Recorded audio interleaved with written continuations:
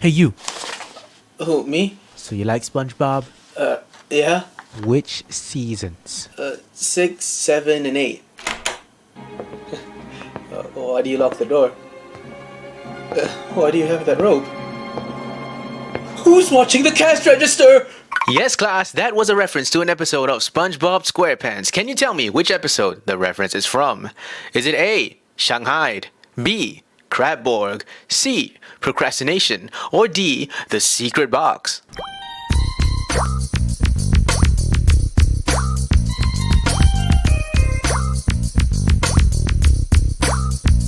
If you answered C, Procrastination, you're out of your goddamn mind! Get out!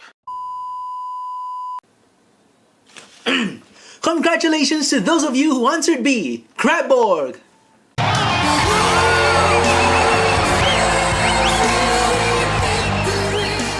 SpongeBob SquarePants holds a very special place in my heart, and I am far from alone in this. I mean, this is a cartoon that has defined a generation's sense of humor, has shaped the meme culture on the internet very largely.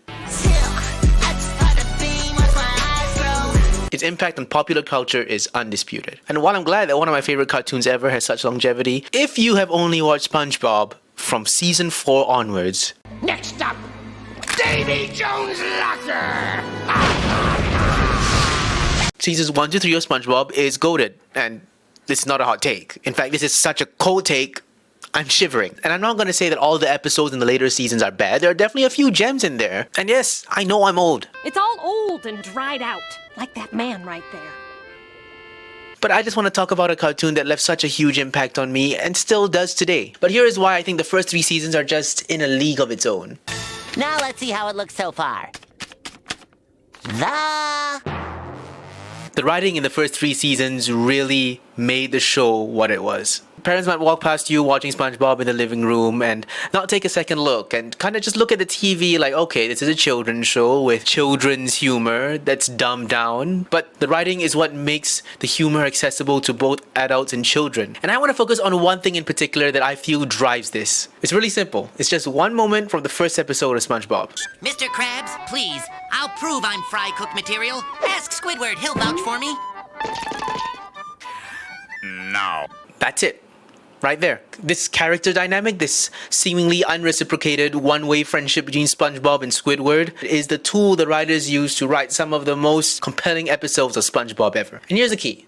SpongeBob is childlike, not a child. He has a very trusting and positive outlook on life that makes him very naive about a lot of things, while also being really happy about where he is in his job and with the people around him. Squidward is the direct opposite, or what us literature students who have definitely passed A-levels and not failed a bunch of times in school call a foil. I have a brain, see? Here's a picture of it. And that's a character who contrasts the protagonist to highlight some of his traits. Squidward is cynical, largely pessimistic, has big dreams of being anywhere than where he is right now at present, and he can't seem to attain these dreams, and he can't be happy, and my god, this is getting way too close to the bone. But that's what makes it so good, right? Because it's been largely said that when we watch SpongeBob as a kid, we see a lot of ourselves in SpongeBob, and as we grow up and we watch it again, we see a lot of ourselves in Squidward. But even as we grow up, we still have that inner child. And I think that's what the first 3 seasons did really well in exploring. Squidward is always interacting with this childlike person, he can't get away from him, and in that way, he's forced to confront that inner child that he's probably been repressing because everything else in his life has been beating him down. And we see this dynamic between SpongeBob and Squidward as a launching pad to explore these themes in some of these episodes. And it always ends bad for Squidward, even when he does try to embrace that inner child, and while it's hilarious every time, we do feel bad for him. We're rooting for him. We see ourselves in him trying to be happy with our lives and trying to find that happiness. So we feel for him a lot. And that's why when he wins, it's sweet, sweet victory.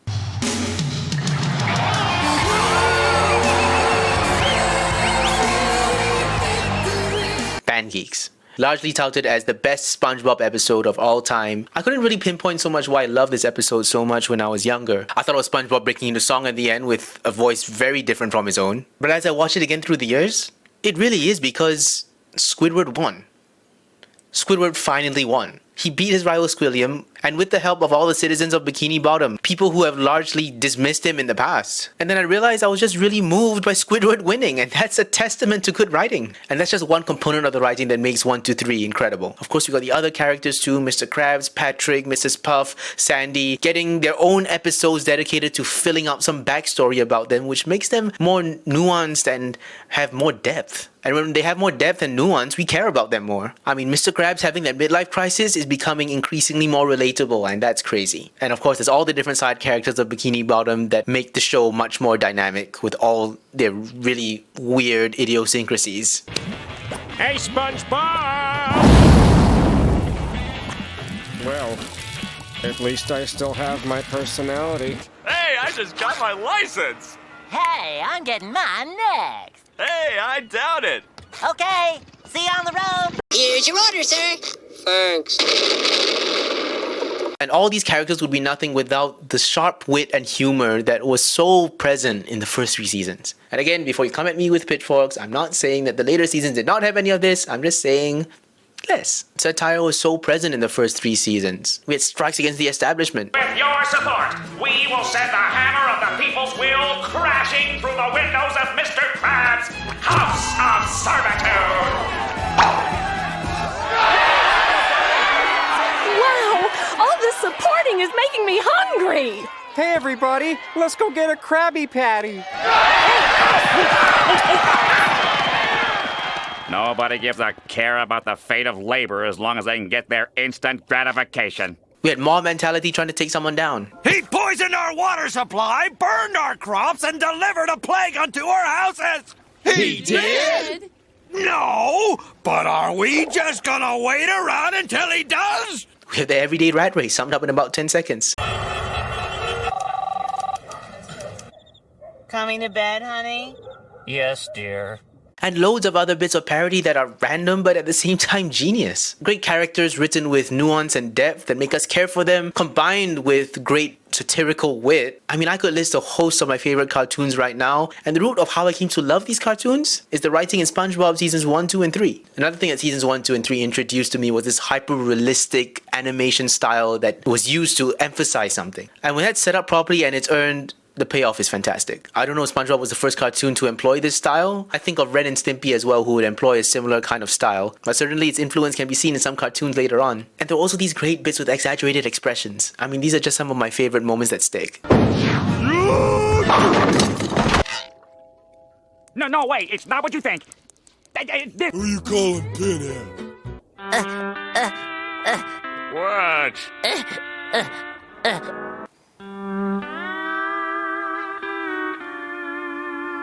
You know something disappointing has just happened. The music choice was just superb. This definitely stuck in the later seasons, but I think special credit must be given to the first few episodes that started this. The choice of music is just so iconic that when you hear it, you can picture the scene in your head already. I mean, I'm just going to play some stuff and not put anything, and you can already imagine the scene.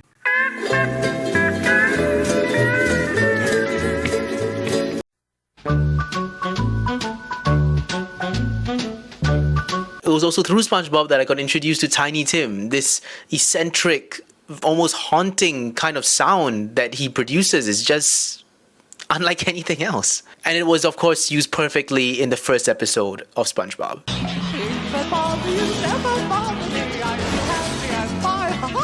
Living in the sunlight, loving in the moonlight, having a wonderful time.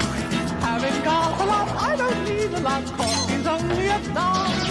Living in the sunlight, loving in the moonlight, having a wonderful time. I mean, that's art right there. I mean, I've mentioned it a bunch of times already, but Sweet Victory, which was a royalty-free song that Nickelodeon happened to use, has now become this iconic, legendary song forever cemented in the history of cartoons. And of course, it goes without saying that the voice actors are incredible. I know that they're still there in the later seasons, but some of the voice acting that has been done in SpongeBob is some of the best I've ever heard. As a theater actor myself who does some voice acting too, I'm always in amazement at how these voice actors managed to do what they did, what they're very obviously needing to do some over-the-top things and their characters are put in ridiculous situations. There was always some element of truth that comes through in their delivery. I mean, that's also what gets me to feel for all of these characters. But that aside, I want to see the behind the scenes of Clancy Brown doing this.